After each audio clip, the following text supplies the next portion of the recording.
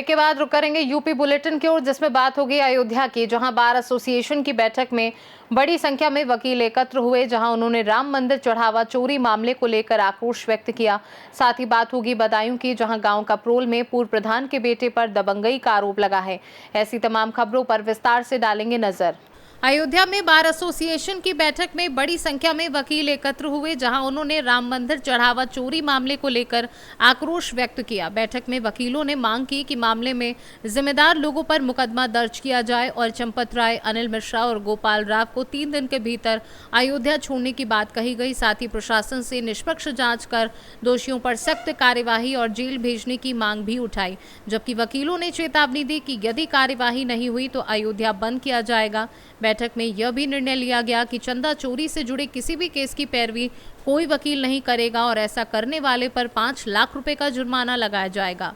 अयोध्या से सीनू संवाददाता आईबी सिंह की रिपोर्ट।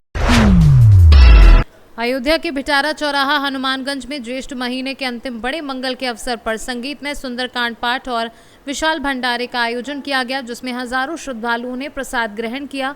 ये भव्य भंडारा वरिष्ठ पत्रकार राहुल पांडे के सुपुत्र विनायक पांडे की ओर से आयोजित किया गया, जिसका शुभारंभ एसडीएम सुधीर कुमार और क्षेत्राधिकारी पीयूष ने बजरंग बली के पूजन के साथ किया। कार्यक्रम में प्रशासन, पुलिस और पत्रकारिता जगत के कई लोग मौजूद रहे, जबकि सुबह से शुरू हुए सुंदरकांड पाठ और दोपहर बाद भंडारे में देर शाम तक श्रद्धालुओं की भारी भीड़ उमड़ती रही। आयोजकों ने बताया कि इस आयोजन का उद्देश्य सामाजिक समरसता और आस्था को मजबूत करना है तथा श्रद्धालुओं के लिए सभी आवश्यक व्यवस्थाएं की गई। अयोध्या से सीनू संवाददाता आईबी सिंह की रिपोर्ट। बदायूं के इस्लामनगर थाना क्षेत्र के गांव कपरोल में पूर्व प्रधान के बेटे पर दबंगई का आरोप लगा है, जहां सड़क पर खड़ी बुलेट हटाने को लेकर हुए विवाद में ई रिक्शा चालक की जमकर पिटाई की गई। आरोप है कि बीच बचाव करने आई चालक की पत्नी और बेटी के साथ भी मारपीट की गई। इस घटना का वीडियो सोशल मीडिया पर वायरल हो रहा है, जिसमें आरोपी द्वारा ई रिक्शा चालक को पीटते हुए देखा जा सकता है, जबकि आसपास मौजूद लोग तमाशबीन बने रहे। पुलिस मामले की जांच में जुटी है। बदायूं से सीनू संवाददाता धनवीर की रिपोर्ट। बाराबंकी के थाना दरियाबाद क्षेत्र में पीड़ित सोनू ने न्याय की गुहार लगाते हुए आरोप लगाया है कि उनके विपक्षी सुरेश पुत्र बाबू महाराज ने बीते दिन दोपहर करीब 1 बजे उनकी खेत में खड़ी फसल में आग लगा दी। पीड़ित के अनुसार 4 बीघा अलहरी की फसल अधिया पर बोई गई थी और मजदूरी मांगने पर विवाद के बाद आरोपी ने तैयार फसल को जला दिया, जिससे करीब 4 कुंटल का नुकसान हुआ। मामले को लेकर पीड़ित ने थाना दरियाबाद में शिकायत पत्र देकर कार्यवाही और मुआवजे की मांग की है। हमारा नाम सोनू है। सुरेश का खेत बोए थे बटाई। सुरेश का पिताजी का नाम बाबू है, इमलिया में रहते हैं और दबंगई से नहीं खेत फूंक दिए। 2 दिन उठाने में देर हो गई, फूंक दिए दबंगई से। बोले जो करना हो वो करो, जाके हमारा कुछ नहीं कर पाओगे।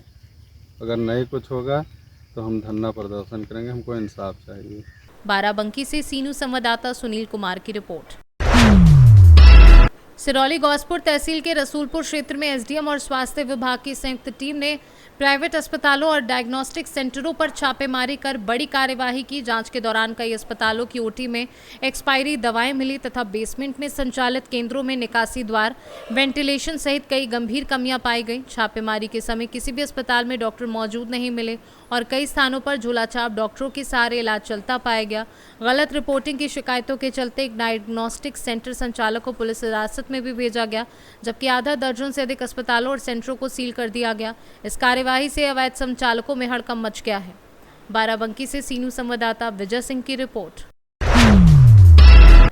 एटा की जलेसर तहसील में भारतीय किसान यूनियन भानु के पदाधिकारियों ने एसडीएम पीयूष रावत को ज्ञापन सौंपकर क्षेत्र में खाद की किल्लत, पैमाइश में अनियमितता, 670 बोरी यूरिया बरामदगी मामले की निष्पक्ष जांच और सरकारी रास्तों पर कब्जों को हटाने की मांग की।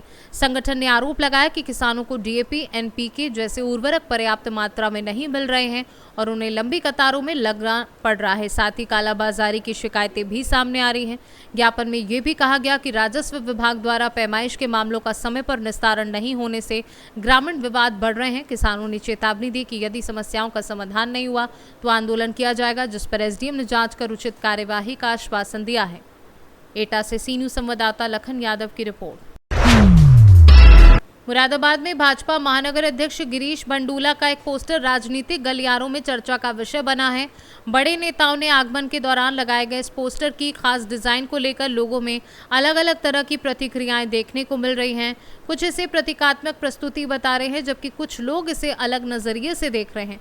हालांकि भाजपा की ओर से इस पर कोई आधिकारिक बयान सामने नहीं आया है और फिलहाल ये पोस्टर शहर में चर्चा का केंद्र बना है। मुरादाबाद से सी न्यूज़ संवाददाता दिलशाद हुसैन की रिपोर्ट। यूपी बुलेटिन में फिलहाल के लिए इतना ही। बने रहिए सी न्यूज़ भारत के साथ। हर खबर आपके साथ, आपके हाथ।